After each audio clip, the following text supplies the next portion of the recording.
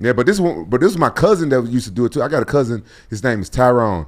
And he still think I owe him something because he named me Rampage. Oh, no way. He still hits you up like, hey, you owe me, man. Yeah. He did. Stop. Yeah, a couple weeks ago.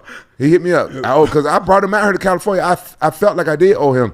And I got him, I had him do a MMA match one time. He moved out here. He's a great guy. But he a fucking know-it-all. And so I started training MMA. This is back when I was fighting in Pride.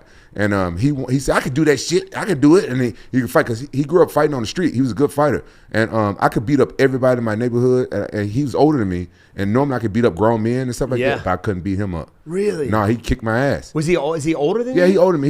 He's like 3 or 4 years older than me. Oh, that's not. Yeah, but he could fight. Yeah. Out of all my family, it was only me and him that could really fight really good. And so I fought him one time. He pissed me off. He's always trying to piss you off. And he kicked the shit out of me.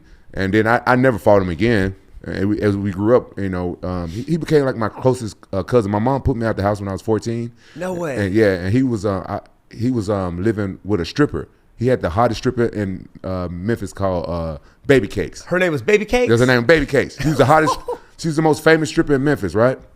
And we used to hang out. He used to come pick me up. We used to smoke weed and drink Golden Champagne because I didn't like the way beer tastes. Yeah. And we used to drink and ride around in her Cadillac all day, right?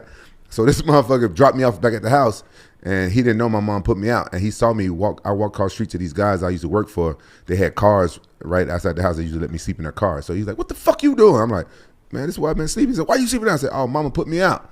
And this was like maybe like the summer before I started wrestling, before I changed my life and shit. Yeah. He said, "Come on, man, you living with me." And he was living with a stripper. No He was way, 17 and she was grown.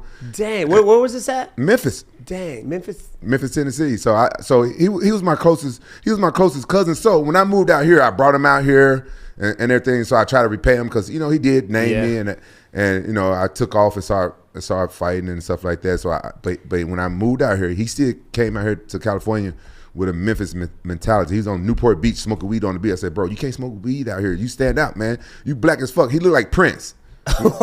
For real. Yeah. When he was young, he looked like Prince. When he got older, he looked like Martin Lawrence. No. Crazy. Because he had the curl, like the it's not like the Jerry curl. It's not like Jerry curl like California style. The way If a motherfucker wore a purple suit, motherfucker come up to him asking for an autograph. It looked just like Prince.